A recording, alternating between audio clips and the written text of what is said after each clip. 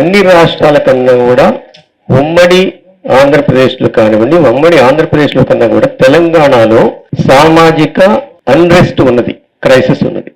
ఈ క్రైసిస్ కి ప్రధానమైన కారణం ఏంటంటే రీసెంట్ గా ఆగస్టు 1 వచ్చినటువంటి రిజర్వేషన్ల వర్గీకరణ. ఈ రిజర్వేషన్ల వర్గీకరణ విషయంలోకి వస్తే నేను 1975లో చెప్పాను.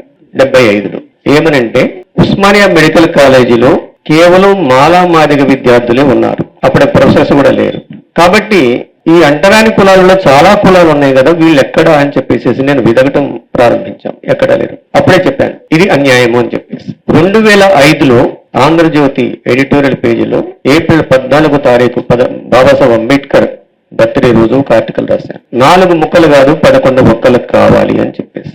ఏ విధంగా కావాలి అనేది కూడా వివరణ ఇచ్చాను. అయితే అప్పుడు ఉన్నటువంటి మేధావి వర్గం కానీ, హేతువాదులు కానీ, వామపక్ష నాయకత్వం కానీ దాన్ని పట్టించుకోలేదు. కారంచేడు, చుండూరు ఉద్యమాలు, సామాజిక ఉద్యమాల తరువాత బహుజన సమాజ పార్టీ ఈ రాష్ట్రంలోకి వచ్చింది. బహుజన సమాజ పార్టీ రాష్ట్రంలోకి వచ్చిన తర్వాత కారంచేడులో కమ్మోళ్ళు, చుండూరులో రెడ్డోళ్ళు, మాదిగల్ని మాలలను నరికిన తర్వాత బహుజన సమాజ పార్టీ రాజకీయ పరిణామం తీసుకుంది. ఈ రాజకీయ పరిణామం తీసుకున్న సందర్భంలోనే గొడవలు మొదలైనవి. నేను ఇంకా డీటెయిల్స్లోకి పోదలుచుకోలేదు. వర్గీకరణ అనేది జరగాలి.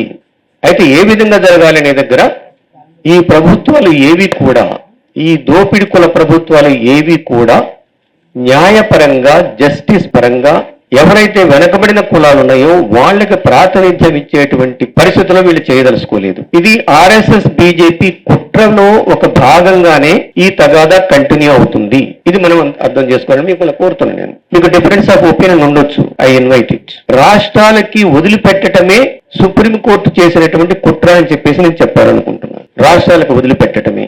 సెన్సెస్ ఎక్కడి నుంచి వస్తున్నాయి? తరువాత ఈ తెలంగాణ రాష్ట్రంలో గత 10 సంవత్సరాల బట్టి జరిగిన పరిణామాలు ఏ విధంగా ఉన్నాయి, ఇది కూడా లెక్కలోకి తీసుకోవాలి. ఒకటి, వర్గీకరణ జరగాలి. రెండవది, ఇది సైంటిఫిక్ గా జరగాలి. ఇక నేను మొత్తం డీటెయిల్స్లోకి పోకుండా నేను చెప్పదలుచుకున్న విషయం ఏంటంటే, మాదిగ తర్వాత వీళ్ళకి వెంట ఉన్నటువంటి పూజారి కులాలు ఏవైతే ఉన్నాయో అవి ఏవో ఉన్నాయి.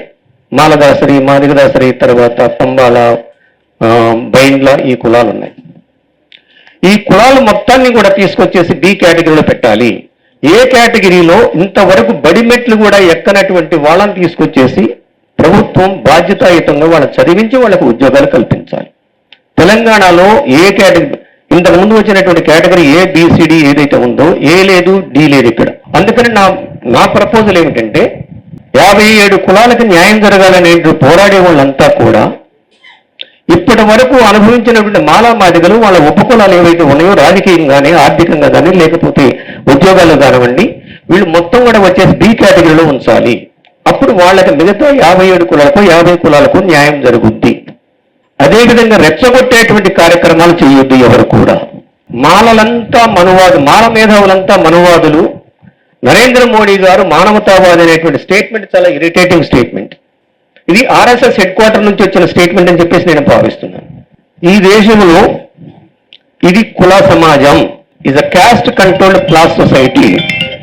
ఈ దేశంలో the Indian social reality is caste controlled class society. ఇది కులాధీన వర్గ సమాజం. Capital controlled political power. Capital is 2 types, cash capital, caste capital. ఇది కనుక మనం అర్థం చేసుకుంటే మనం ఎక్కడున్నాం ఈరోజు. గత 3000 సంవత్సరాల బట్టి అణిచివేయబడ్డ కులాలు ఏవైతే ఉన్నాయో, చాలా మంది అగ్ర కులాలనే మాట్లాడుతుంటారు. అగ్ర కులాలు అని చెప్తే మనమే వాడికి సర్టిఫికేట్ ఇచ్చినట్టు, మమ్మల్ని తొక్కండ్రా అని చెప్పేసి. దోపిడి కులాలు అని చెప్పేసి మాట్లాడటం నేర్చుకోండి. ఫైనల్ గా నేను కంక్లూడ్ చేసే ముందు, ఈ రాష్ట్రంలో, తెలంగాణ రాష్ట్రంలో లెక్కలు సరిగా రావాలి, జనాభా లెక్కలు సరిగా రావాలి. ఆర్థికంగా, ఉద్యోగ రీత్యా బాగుపడ్డటువంటి కులాలు ఏవైతే ఉన్నాయో 5-6 కులాలు ఉంటాయి. మాలగ అనుబంధ కులాలు లైక్ దాసరి, బైండ్ల, ఇంకేవో ఉన్నాయి.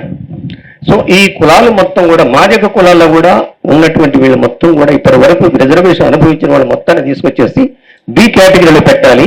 అనుభవించిన వాళ్ళని తీసుకొచ్చేసి ఏ కేటగిరీలో పెట్టాలి. దానికి తగినటువంటి బడ్జెట్ అలాట్ చేసి వాళ్ళని స్కూల్లోకి తీసుకొచ్చి వాళ్ళకి ట్రైనింగ్ ఇచ్చి ఇప్పటికే 10th క్లాస్ ఇంటర్మీడియట్కి వచ్చిన వాళ్ళకి ఇంకా అడ్వాన్స్డ్ ట్రైనింగ్ ఇచ్చేసి వాళ్ళ రిజర్వేషన్స్, వాళ్ళ జనాభా ప్రకారం వాళ్ళకి రిజర్వేషన్స్ ఫిలప్ అయిన తర్వాతనే బి కేటగిరీ వాళ్ళు వీళ్ళ జనాభా ప్రకారం డివైడ్ కావాలని చెప్పేసి నేను చెప్పాలనుకుంటున్నాను. సబ్జెక్టు చాలా ఉంది. కాబట్టి దీన్ని అర్థం చేసుకొని తెలంగాణ విషయానికి వచ్చేసి, మనం తెలంగాణ కూర్చున్నాం కాబట్టి తెలంగాణ విషయానికి వచ్చేస్తే రిజర్వేషన్స్ ఏ అండ్ బి ఉండాలి, బిలో వీళ్ళంతా రావాలి, ఏలో అసలు రాని వాళ్ళని అందులో పెట్టాలని చెప్పేసి నేను విజ్ఞప్తి